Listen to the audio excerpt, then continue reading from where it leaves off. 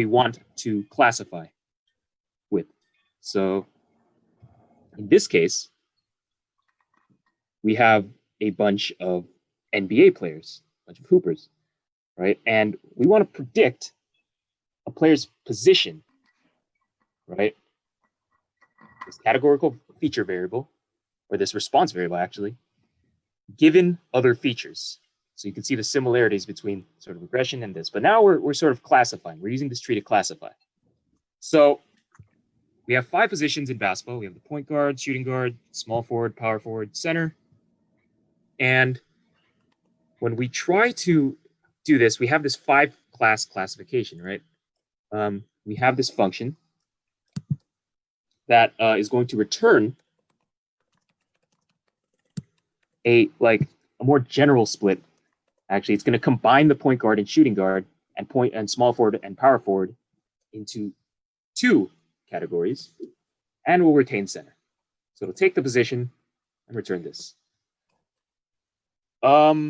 This makes a position 3, which is just basically another feature.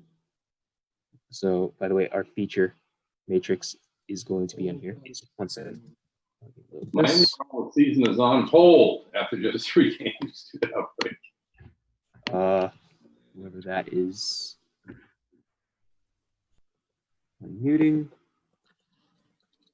Appreciate it. Okay. So. Leaving this to record. I like it.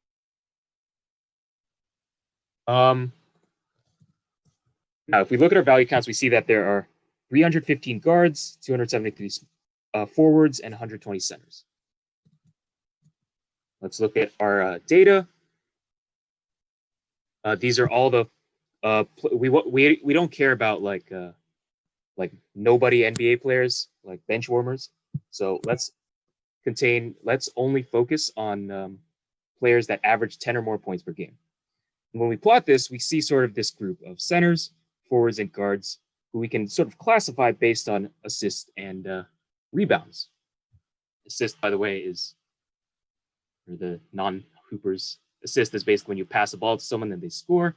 And rebound is when someone misses and you grab the opponent's shot. You get the ball. Okay. So there's a couple of ways now to start making this tree, right? Remember our goal. We're given these players and we want to classify them based on, okay, so we don't, right now, we don't know, what position they play.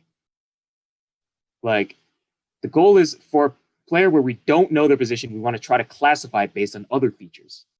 So for our training data, we will, right?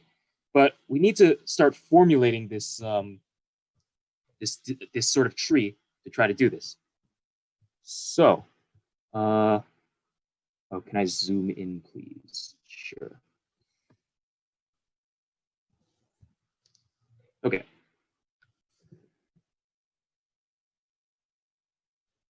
So now, what would,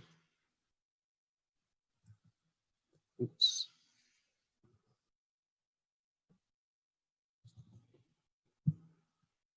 What would the entropy be? We know the entropy of a node as we take all of the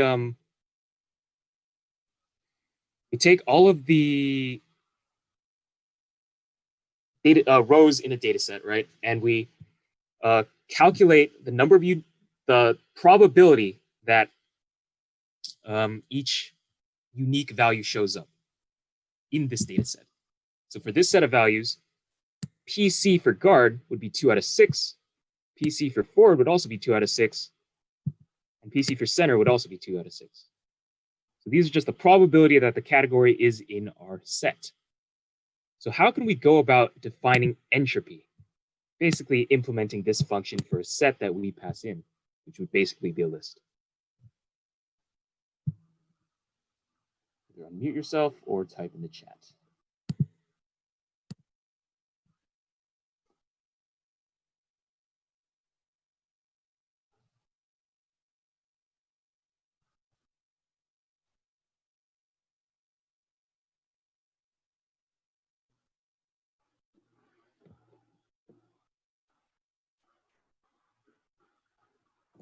Actually, 1 second. Let me try to fix something real quick. Okay.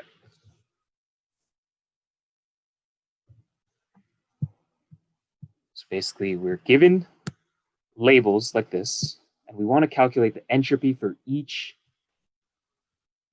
We want to calculate the entropy, which is now summing this term for each unique value in this set. How can we do that? Can get probabilities with this. PS equals data by value counts divided by length, the total data.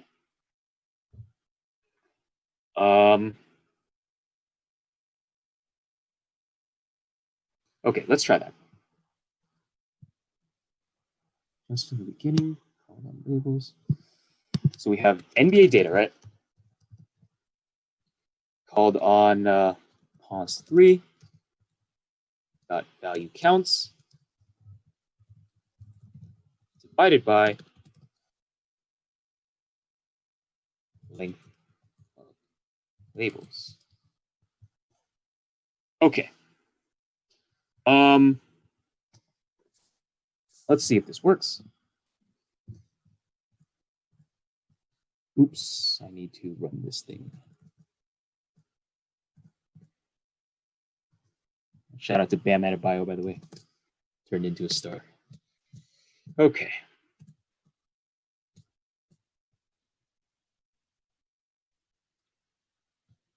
Let me see. We are getting an error. What are we getting for entropy? Oh, yes, we have to return this. Sorry. Return.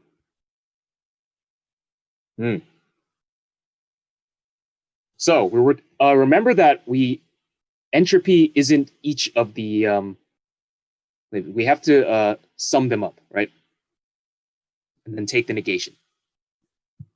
So now John is suggesting labels at value counts, right? We want to generalize to this argument labels divided by length labels. We assign that to P. And so now what this does is we're now actually calculating the probability of each of these. This is giving us basically a vector of PC values, right? And the thing left to do now is calculate this term right here. So if we return the negative of np.sum PC times np.log PC,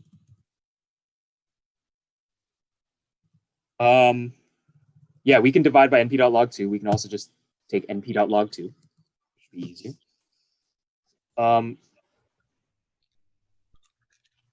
For PC in P. And that would work, right? Because that's really just implementing what we have up here. So entropy, the goal, right, is to decrease the entropy in later nodes. Right? We have in the beginning, right, we have this big entropy because we have a lot of disorder, right? We have a lot of disorder because we have all of these players of different positions. Ideally, as we go down nodes or levels in the decision tree, what we want to do is decrease these entropies because we want to order each node to have more order. We want to have more we want to have more nodes that have a more like classification of labels. Like the further down we go in the tree, we want to order our response variable like by position through those nodes, and those nodes will have lower entropy. We'll see what this means later with information gain. Okay, so just for now, just know entropy is a means for which we know that a decision tree split is good or not. Another means which we know that a decision tree split is good or not is something called Gini impurity. That basically gives the chance that a sample is misclassified assigned at this point. So again, we want this thing to decrease as we go down levels of the tree, right? As we go further and further down, we're like reducing what classification, we're like going through the classification steps. So we don't want the probability to increase if for a random like input, we don't want the probability to be misclassified increase, right? So we want also this to decrease as we go down. So how can we implement Gini impurity? Basically given by this function here.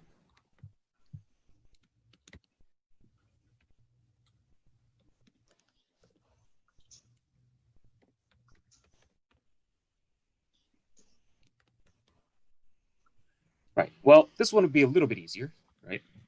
All we have to do is find this sum and return values of that. So if we take, let's just say we take P equals NP, or let's say labels.value counts, divided by length of labels, just to parallelize to what we had last time. Now, all we'd be doing is returning 1 minus sum of P, or actually sum of PC squared or PC in P. The exact same thing. So this would return this, and this would pass as well. So basically, we're just implementing this G. So optional exercise, think of a way to derive this formula and why this number represents the probability of misclassification. I will leave that one for you guys. Anyway, let's move on to 1C. So response variable is continuous for regression trees, right? Classification trees, like our NBA set, these response variables are discrete. But for regression variables where we want some prediction, this response variable would be continuous. So instead, we can't really use Gini or entropy for this now because we can't really take that for non-discrete values, right? We can't really calculate a PC for a range of infinite values. So instead, we take the variance as a split quality indicator. How would we go about implementing variance? By the way, variance is just the same as it is in statistics, right? This formula. So we have someone saying we set np.mean values and then np.mean values minus 7. Yeah, sure. Let's just take what DK said. We set mu equal to np.mean values.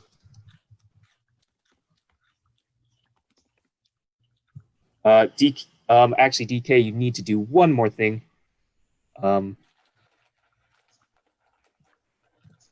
We actually need to return np.mean values minus mu squared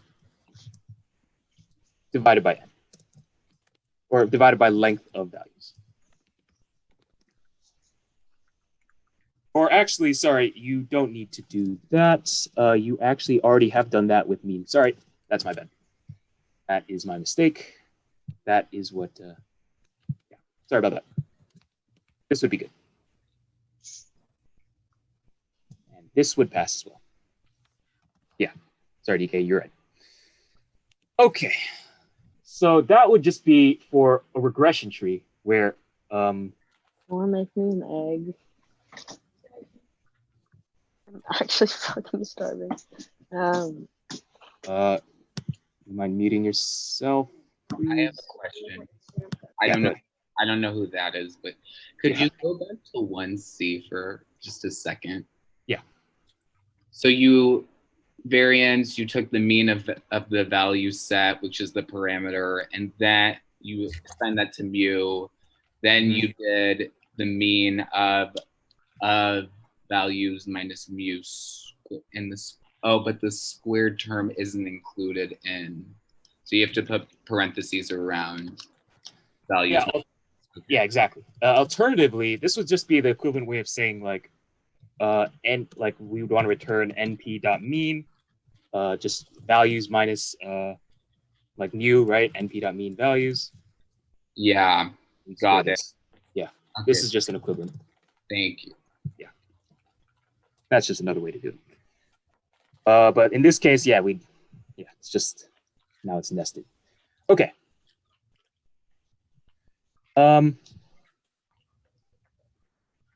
So we know that to actually calculate this now for our classification tree, we need to use something called weighted entropy. So weighted entropy would basically be like you're having your two splits, right? You have your parent node and your two child nodes, right? In this case. And you're weighting the entropy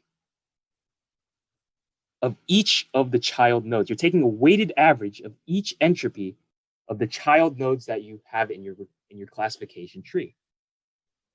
So given left, right? Given left, which is your list of labels, right? In this case, this would be like guard, forward, and center.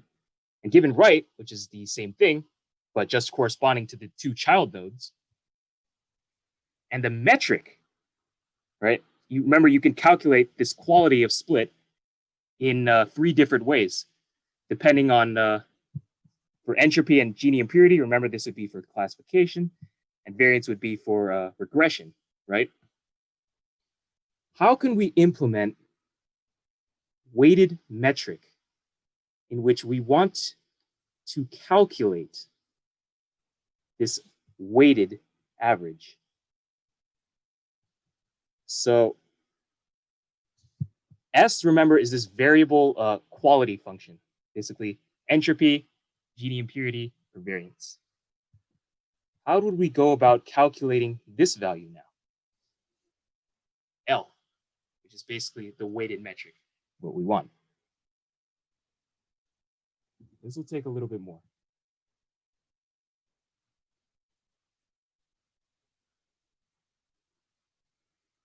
Okay, so it looks like Aryaman suggested length of left.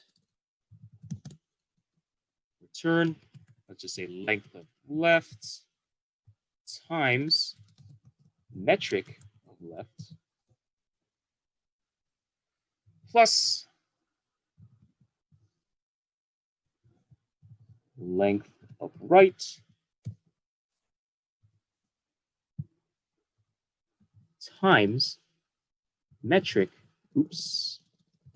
metric right. Good, right? This evaluates to our numerator, right? Because S of X and S of Y is the same as metric of left and metric of right. And we just want to divide that by the length of the total number of things in our parent node, which would be the same as length of left and right. Remember that when we split, the values in the nodes, in the child nodes, will be all of the values in the parent nodes just split up. So we want to sum left and right. So how would we calculate then the weighted metric or the weighted entropy of NBA data? Actually, 1 second.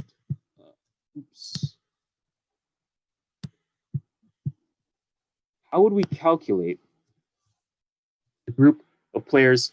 How would we make like this split between 30-year-old? Oh shit! Yeah, you're right. Length left plus length right. Yes, that length left. Attempting to do left plus right would just give you some nonsense because you can't really add. You don't really want to add the lists. Or actually, length left plus right could possibly work because you would be concatenating the list as well. So that could work. But yeah, let's just for clarity keep it at left of length right and left. Okay. Cool. So how would we make this split between ages 30 plus and ages 30 or less? How would we use the function we just used, that we just created, to calculate this weighted metric?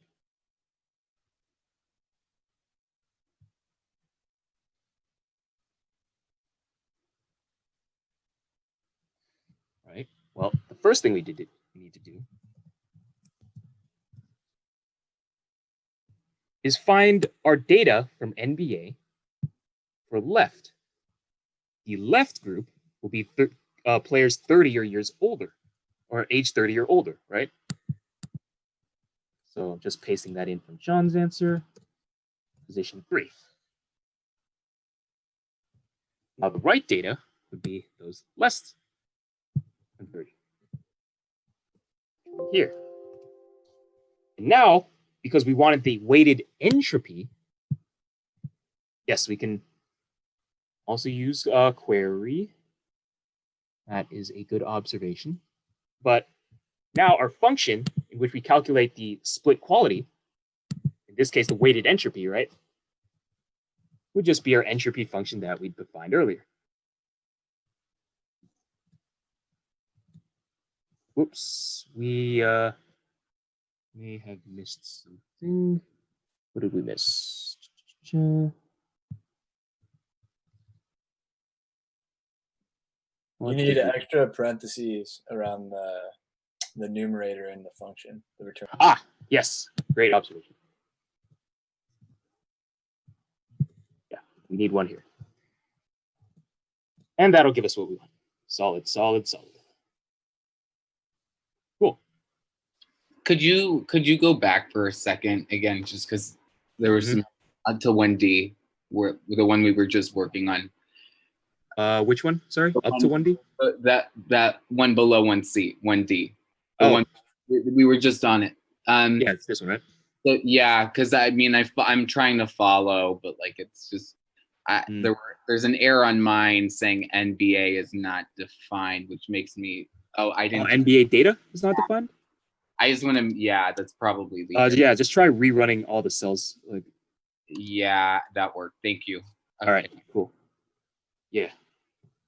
Dope. Yeah. Thanks, Leonda. Query would work as well. Loc and query are oftentimes interchangeable. Okay. So this would give you this weighted metric. Yeah, I kind of went over a part of the decision tree fitting process, just knowing if a split in a decision tree was good or not. But this is actually what we need. The most important part of fitting this decision tree is to have this quality metric of a split. So from this, I'll move on to Alex. We'll talk about classification. Sweet. Thanks, Kevin. We'll stop sharing. Howdy, everyone. Let me get this set up real quick.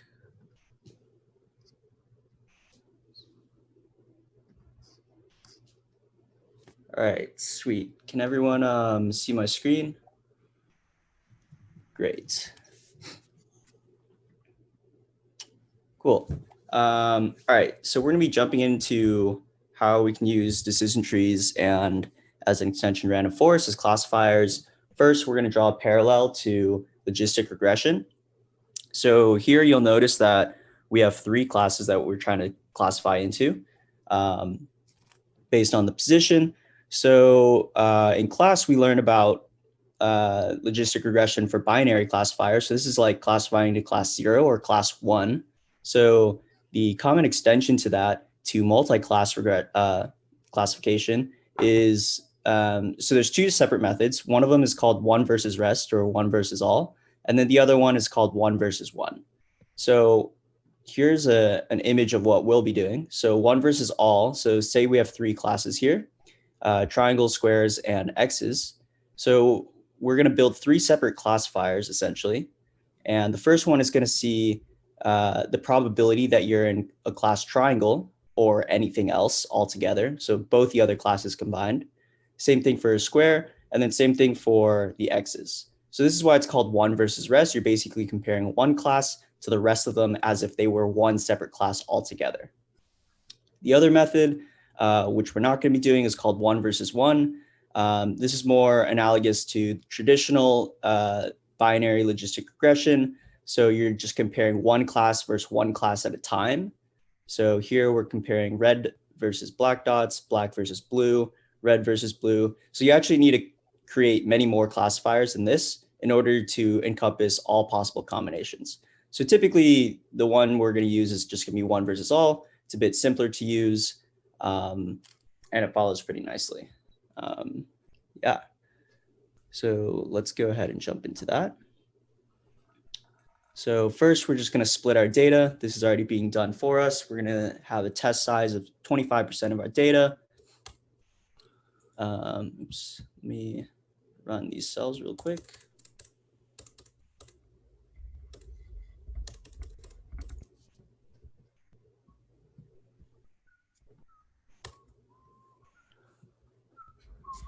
Where'd it go? There we go. Sorry.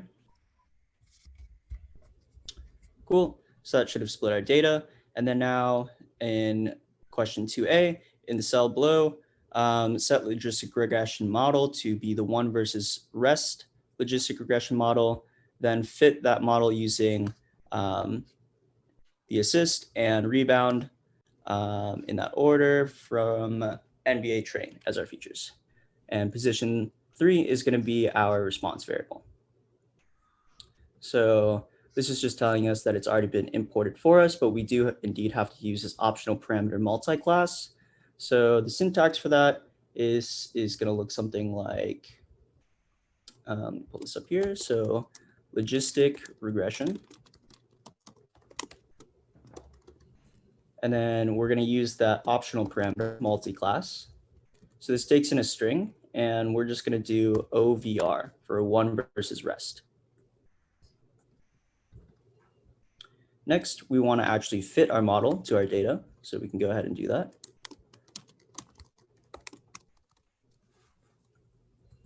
Also, if you have any questions, feel free to drop them in the chat. I'll try to be monitoring that as we go. Oops, sorry. So model dot fit. So we're told that we want to use these two columns in order. So we can do NBA data. We pass in the two columns that we want. So the first one being assist, and then the second one being rebounds. And then our response variable is going to be the position. So we can go ahead and pass that in. And that should be it. So at least from the previous homeworks and previous labs, when we were working with like linear models, this pretty much follows the same thing. The fit syntax, right? We're fitting with some X data, and then we're also providing the Y data to fit to. So we can go ahead and run that. Should get all test cases passed. Cool. So now we're going to actually see what this outputs for us. So we can go ahead and classify. So we're getting our predicted. So this is going to be our assist, rebounds, the actual Y value, so in this case, the class, and then our predicted value. We can go ahead and get the accuracy. So pretty good training accuracy, about 81%. Here's our test accuracy. So this gives us an idea of how well it generalizes, 66%. So it's a bit lower, and that's expected. Generally, you're typically going to do better on your training data than you will on your test data. And then we can go ahead and run some cells to, oops. Oh, wait, yeah, sorry. I should be using NBA train. Sorry, I just saw that in the chat. Let me fix that really quickly. You're absolutely right. I made a huge mistake. You should never train on your test data. We'll just pretend that never happened. There we go. That's better. Rerun those cells. Should be a little worse. Great. Thank you. Good catch. Good catch. Cool. Replot that. Cool. So this is pretty interesting. We can see our decision boundaries here. So basically anything in the blue area is going to be predicted to be class C. Anything in the orange area will be predicted to be in class F. Anything in the green area is going to be predicted to be class G. And then the actual dots themselves, you can see the actual classes. So you can see that there's several misclassifications here. And something that you're not going to see with decision trees is that these green areas are contiguous and they form like nice solid lined boundaries here. So this next cell is just doing the same thing with the test data. So we're going to take the same blue, orange, and green map from our training data and then plot it against our test data and then classify that way. So you can see here there's more misclassifications as expected. So here we're just saying we're finding the linear decision boundary between the three classes. In practice, we should use more features. Here we only use 2 so we can visualize the boundary. So yeah, this can be extended, everything that we just did, to include more features. So here we're using, or I should say back up here, we're only using 2 columns. So theoretically, you could provide more columns. So let me see here in the chat, missed the correction. Yeah, so the correction was to use NBA train. So that's just right here instead of NBA data, which is my fault. Thank you for catching that. Cool. Okay, so now we're going to use decision trees and see how this compares to our logistic regression model. So again, this syntax should be pretty similar to what we've been seeing. So we're just going to go ahead and call our tree.decision tree classifier. We're going to provide a random state. So the reason for this is just so that way we can get consistent output. So we're going to set it to 42. We're going to go ahead and do something very similar to what we did before. So decision tree model dot fit. And then again, we're going to provide MBA train and the 2 columns that we wanted. So assist and then rebounds.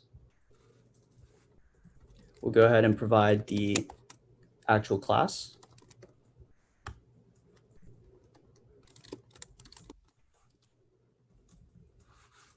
And we can go ahead and check that.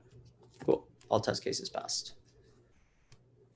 So I believe by default, the metric that the decision tree classifiers can use is going to be Gini impurity, just if anyone's curious. So we can go ahead and plot this and compare it to what we saw before. So this is a lot different.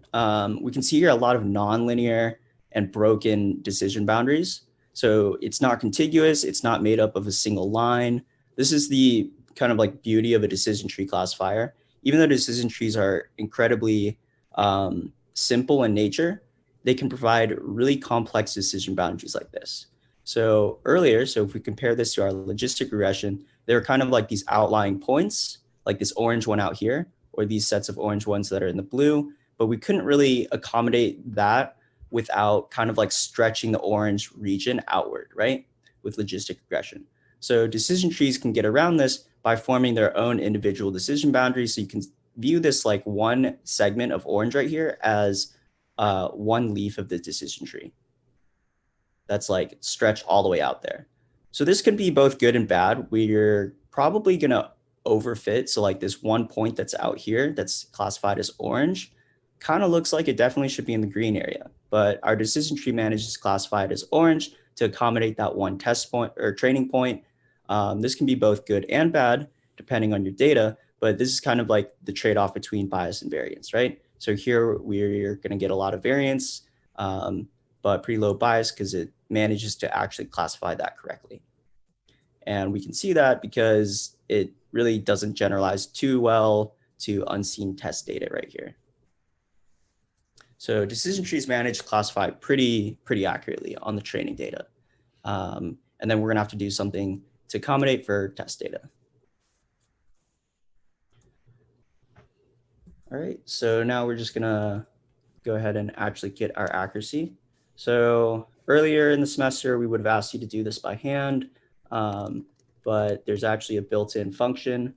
So this is going to be the score function. So we can do decision tree model dot score. And then the syntax for this is that it should take in the X data that it's attempting to predict on.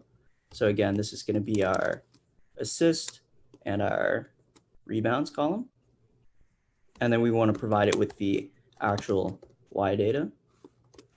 So this is the position column. And then we're going to do the same thing for the test data. So I'm just going to copy this. And then instead of train, we can go ahead and put test in there.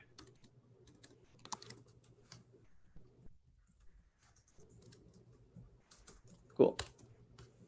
All test cases pass. So again, just reiterating, we can see that we're having 99% accuracy on our training set, but pretty poor accuracy on our test set, right? And this is due to overfitting. Anytime you have like really high training data or training accuracy and a lot lower test accuracy or validation accuracy, that's a pretty good indicator that you're overfitting. Could you repeat what you just, not the code, the intuition that you just said, the analysis? Yeah. So anytime that your model achieves really high training accuracy, but it fails to do well on the test set or the validation set, so you have a lot lower validation accuracy or test accuracy, that's a good indication that your model is overfitting. So you're overfitting too much to the training data that it fails to perform well on unseen test data. Okay, and why is, I mean, so going on that point, why would that be that we're overfitting? Why we don't want to overfit? So yeah, you don't want to overfit because essentially a classifier, what you should be doing with the classifier is you're trying to attempt to goal of a classifier is to classify new points, right? Unseen points. So let's say you get a new data point, someone joins the NBA, and then you don't know what position they play, but you know their number of rebounds and you know their number of assists. Mm-hmm. Then you can attempt to predict their new position. Okay. Right? I'm gonna have to grab my charge in a sec. So one extension of this though, so while we were in this lab, Project 2 was released. And in Project 2, the goal is so the input data are going to be emails. And then the object of this project is to classify whether or not that email is spam or not spam. Okay. Right. So, but this is useful for like seeing unseen data, right? Like if you're making a filter for your Gmail inbox and you get a new email, then it's going to attempt to classify it as ham or spam, which is what we're calling it. Thanks. All right, cool. Cool. So now we're going to do the same thing with random forest. Give me 1 second. I'm going to grab my charger.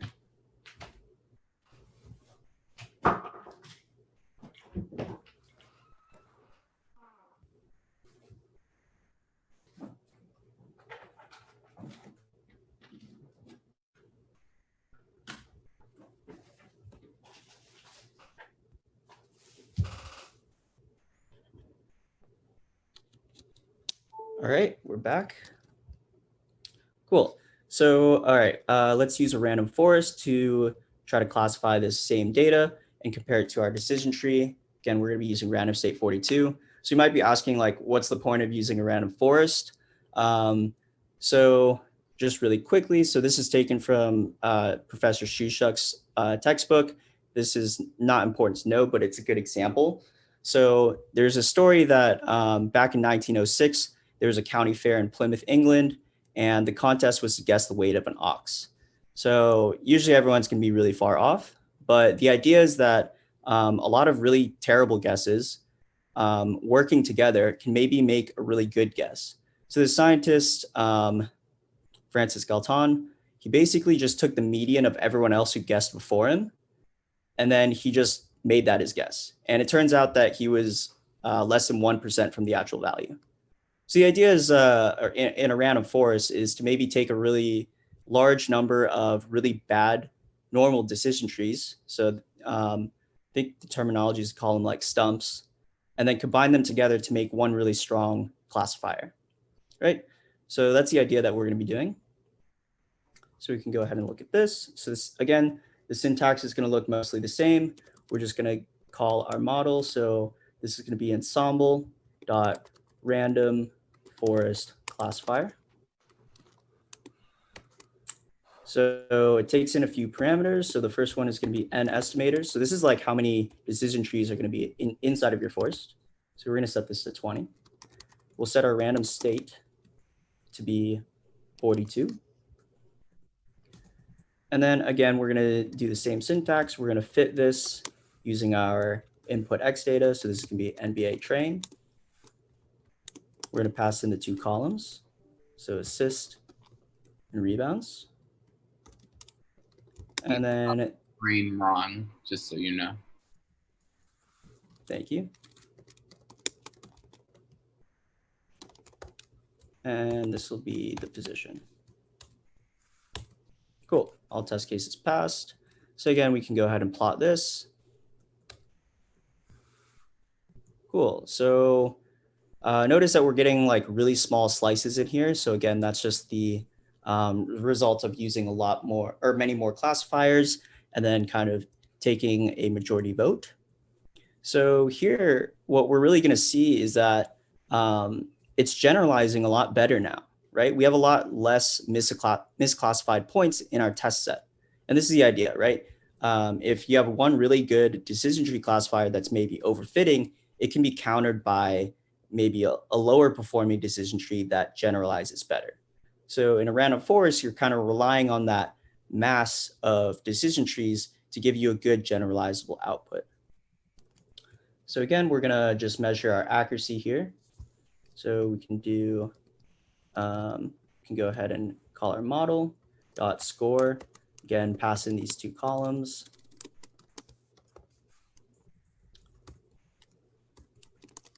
Assist, rebounds, and the last column.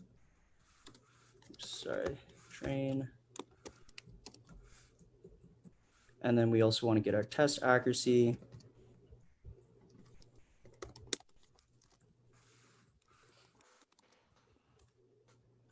Yeah, so here we're going to see compared to our single decision tree, we're getting a lower training accuracy, but a higher test accuracy, right? And this makes sense because usually there's a trade-off between bias and variance. So our model overall is going to be less accommodating towards the training data, but as a result, it's more generalizable, and that's good for us. So we go ahead and check that. Be all test cases passed. Cool. So looking at all 3 models that you've created, which model performed the best on the training set and which one performed best on the test set, how are training accuracy and test accuracy related for the 3 models. Cool. So can leave this pretty much up to you because we've pretty much talked about it. But typically what you're going to see is that test error is usually going to be greater than training error, typically. And then we'll also notice that the decision tree manages really low training error. And a random forest can help counter this. Right? And then you can relate this to how logistic regression creates linear boundaries, linear and contiguous, I should say.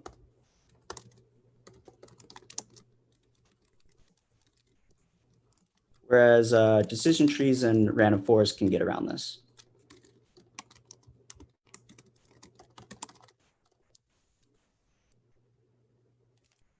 Cool. Does anyone have any questions there? Or about anything that we've seen so far? Yes. Could you just briefly reiterate that, but in different words? So like, or could you explain the intuition behind what you just wrote?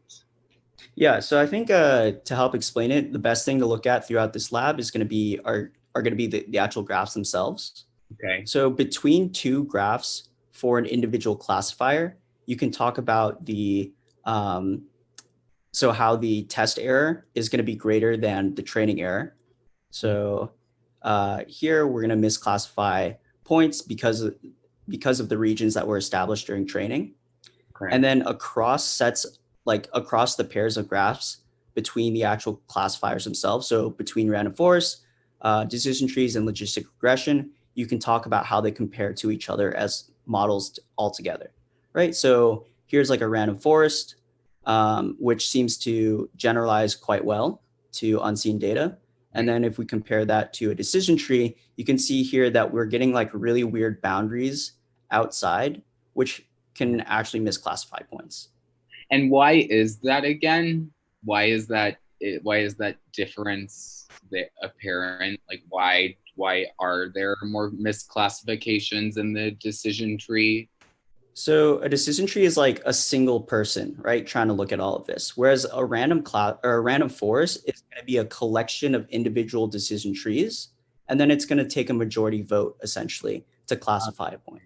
Okay. So basically, you're averaging the masses. The idea is that you believe that with more classifiers, like there's more intuition amongst all of them than amongst one single individual. Got it. Okay. Thank you. Yeah. Cool. So this last question here, question 3, this is ungraded. But essentially what it's asking you to do is to look at homework 6. So I have homework 6 drawn up here, or I've copied out the data. So if you remember from homework 6, this is talking about predicting housing prices. Down here, basically just copy the code from homework 6. And we can take a look at how this performs. So from homework 6, this is our linear classifier, so linear regression. And we can take a look at our training error and our test error. And then we can compare this to a decision tree. So keep in mind, this is ungraded. So you don't have to do this yourself, but if you are interested and are doing it, keep in mind that you want to use a regressor instead of a classifier. So here we have decision tree regressor, random forest regressor instead of a classifier, right? Since we're trying to predict prices here. So we can go ahead and take a look at how well this does and how well the random forest does. So again, so with the decision tree, we're going to see something pretty interesting. So we're getting, again, 99% accuracy, but again, pretty low test accuracy, 68%. And then now we can try a random forest. So with the random forest, we achieve lower training accuracy at 97% or 98%. But we've vastly increased our test accuracy, right? This is 83% compared to 69% from before. So this is really great. And both of these happen to do, well, at least in the training sense, better than our individual linear model. The decision tree itself does poorer on the test set compared to the linear model, but a random forest tends to do better, right? At 83% compared to 80%. Cool. So yeah, and you can talk about the benefits. So again, like a random forest is talking about many guessers rather than a single one. So that helps overfitting compared to something like a single decision tree. And both of them seem to perform better on the training set than the linear model. Cool. So let me go back over these questions really quickly in the chat. So first at the end, can you go back to 2D? I can definitely do that. So yeah, here's 2D. Did you just want to see the code, or did you have a specific question on 2D, Iris?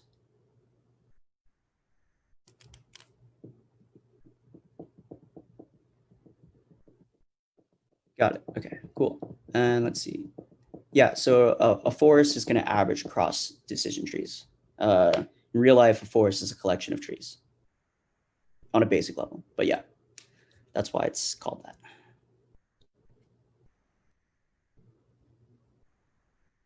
Yep, no problem. Any other questions anyone has? We're about to go grade y'all's midterms, so ask them now. Terrifying. Thank you. Yep, no problem. How badly do you think people did on the midterm?